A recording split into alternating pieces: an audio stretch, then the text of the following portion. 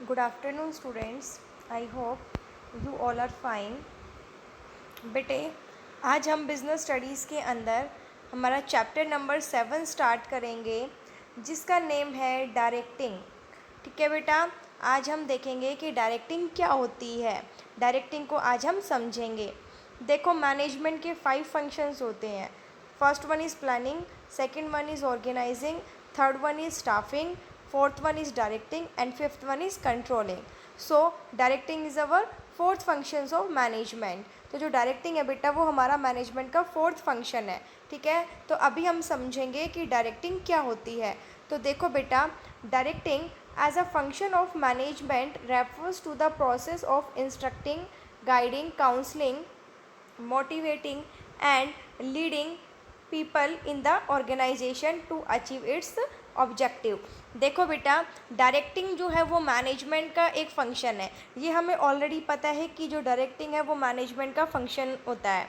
क्या होता है अब डायरेक्टिंग देखेंगे हम। ये कहता है it refers to the process of instructing, guiding, counselling, motivating and leading people in the organization to achieve its objective. Means जो डायरेक्टिंग है वो प्रोसेस होता है जिसके अंदर लोगों को इंस्ट्रक्शन दी जाती है, लोगों को गाइड किया जाता है, उन्हें काउंसलिंग प्रोवाइड की जाती है, उन्हें मोटिवेट किया जाता है और उन्हें लीड किया जाता है ताकि वो जो काम है अपना वो अच्छे से कर सके, जो उनके ऑब्जेक्टिव्स है वो उनको वो अचीव कर सके। तो डायरेक्टिंग का मतलब क्या हो गया कि डायरेक्टिंग वो प्रोसेस होता है जिसके अंदर इंस्ट्रक्शन दी जाती है, लोगों को गाइड किया जाता है, उन्हें काउंसलिंग प्रोवाइड की जाती है और उन्हें मोटिवेट किया जाता है और उन्हें लीड किया जाता है ताकि ऑर्गेनाइजेशन के जो ऑब्जेक्टिव है वो अच्छे से अचीव हो सके।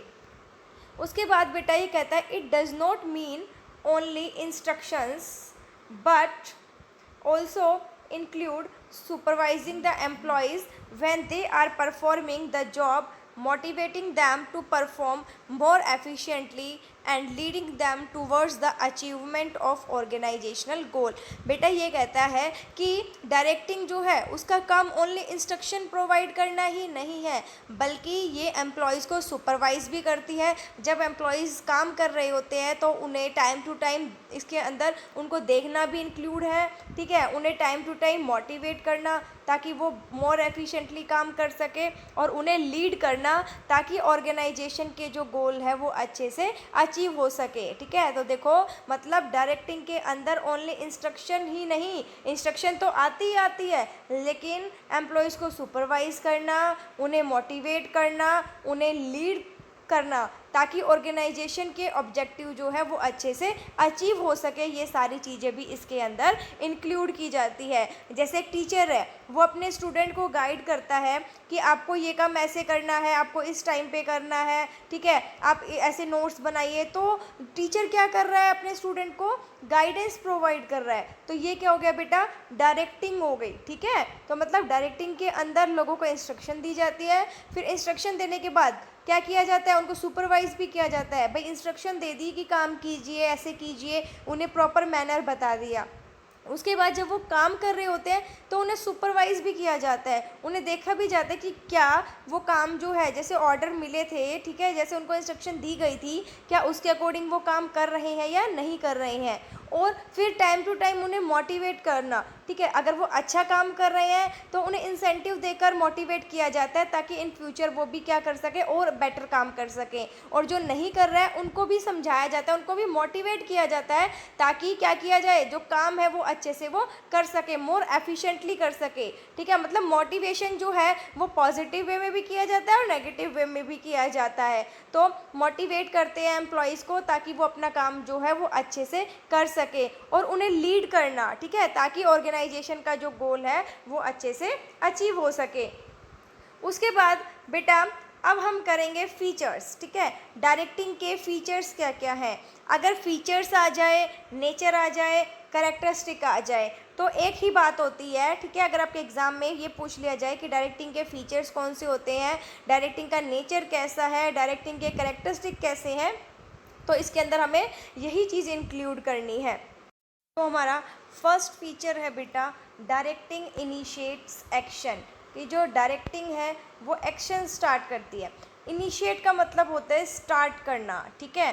तो जो डायरेक्टिंग है वो क्या करती है, एक्शन स्टार्ट करती है। देखो कैसे कहता है बेटा, the other functions of management prepares a setup for action but directing initiate action in the organization. ये कहते हैं कि जो मैनेजमेंट के अदर फंक्शंस है, अदर फंक्शन कौन से बेटा, जो प्लानिंग, ऑर्गेनाइजिंग, स्टाफिंग हमने पढ़ा है, वो एक्शन के लिए एक सेटअप प्रिपेयर करते हैं, मतलब एक प्लेटफॉर्म प्रिपेयर करते हैं। लेकिन जो डायरेक्टिंग है वो ऑर्गेनाइजेशन के अंदर एक्शन स्टार्ट करते हैं, मतलब एक्चुअल में जो काम है ना वो कौन करता है, डायरेक्टिंग करता है, ठीक है। क्योंकि डायरेक्टिंग के अंदर क्या किया जाता है, गाइड किया जाता है, उन्हें सुपरवाइज किया जाता है, लीड भी किया जाता है, उन्हें मोटिवेट किया जाता है। तो जो अदर फंक्शन है मैनेजमेंट के, वो ओनली काम के को करने के लिए एक सेटअप प्रिपेयर करते हैं, लेकिन जो एक्चुअल में काम स्टार्ट है वो कौन करता है, डायरेक्टिंग करती है। उसके बाद है बेटा, directing takes place at every level of management. देखो जो डायरेक्टिंग है वो मैनेजमेंट के हर लेवल पर परफॉर्म की जाती है। मैनेजमेंट के 3 लेवल होते हैं बेटा, मैनेजरियल लेवल 3 हैं, टॉप लेवल, मिडल लेवल और लोअर लेवल। तो तीनों लेवल पर डायरेक्टिंग की जाती है। ये कहता है every manager from top executive to supervisor performs the function of directing, कि हर मैनेजर मतलब टॉप एग्जीक्यूटिव से लेकर सुपरवाइज़र तक डायरेक्टिंग का काम है वो परफॉर्म करते हैं। मतलब हर किसी को क्या की जाती है, डायरेक्टिंग की जाती है। क्योंकि बेटे top level middle level lower level को क्या करेंगे, गाइड करेंगे, इंस्ट्रक्ट करेंगे, ठीक है, उन्हें मोटिवेट करेंगे। तो जो डायरेक्टिंग है वो मैनेजमेंट के हर लेवल पर की जाती है, टॉप लेवल से लोअर लेवल तक। उसके बाद है बेटा, directing is a continuous process, ठीक है। ये कहते हैं कि जो डायरेक्टिंग है वो एक कॉन्टीन्यूअस प्रोसेस है। कॉन्टीन्यूअस का मतलब होता है बेटा लगातार चलने वाला प्रोसेस, ठीक है, जो कंटिन्यू चलता रहता है। मतलब जब तक ऑर्गेनाइजेशन एक सोसाइटी के अंदर मूव कर रहा है, जब तक एक ऑर्गेनाइजेशन सोसाइटी के अंदर है, तब तक डायरेक्टिंग ख़त्म नहीं होगी, डायरेक्टिंग जो है वो चलती रहेगी। क्योंकि बेटा देखो काम किया जाता है तो उन्हें इंस्ट्रक्शन प्रोवाइड की जाती है, इंस्ट्रक्शन प्रोवाइड की जाती है तो उस काम को देखा भी जाता है, उस काम को सुपरवाइज भी किया जाता है, फिर उन्हें कम्युनिकेट भी किया जाता है उनके साथ, उन्हें लीड भी किया जाता है, उन्हें मोटिवेट भी किया जाता है। तो डायरेक्टिंग जो है वो वन स्टेप प्रोसेस नहीं है कि एक बार बता दिया और ख़त्म हो गई, नहीं, डायरेक्टिंग जो है वो लगातार चलने वाला प्रोसेस होता है। उसके बाद है directing flows from top to bottom. जो डायरेक्टिंग है वो हमेशा टॉप टू बॉटम मूव करती है, ठीक है, क्योंकि टॉप लेवल वाला इंस्ट्रक्शन किसको देगा, मिडल को, मिडल लेवल वाला लोअर लेवल को। इट मीन्स जो इंस्ट्रक्शंस है, जो गाइडेंस है वो टॉप टू लोअर लेवल चलती है, टॉप टू बॉटम चलती है, ठीक है। डायरेक्टिंग जो है वो हमेशा कैसे मूव करती है ऑर्गेनाइजेशनल हायरार्की में, टॉप टू बॉटम। मतलब जो स्टार्ट है वो टॉप लेवल पर की जाती है और ख़त्म कहाँ पर होती है, बॉटम लेवल पर। पूरे ऑर्गेनाइजेशनल हायरार्की के अंदर जो डायरेक्टिंग है वो हमेशा टॉप टू बॉटम ही मूव करती है। तो बेटा आज हमने डायरेक्टिंग का मीनिंग पढ़ा, डायरेक्टिंग के फीचर्स पढ़े हैं। कल हम इसकी इम्पोर्टेंस पढ़ेंगे, ठीक है। थैंक यू बेटा, stay safe, stay home, thank you.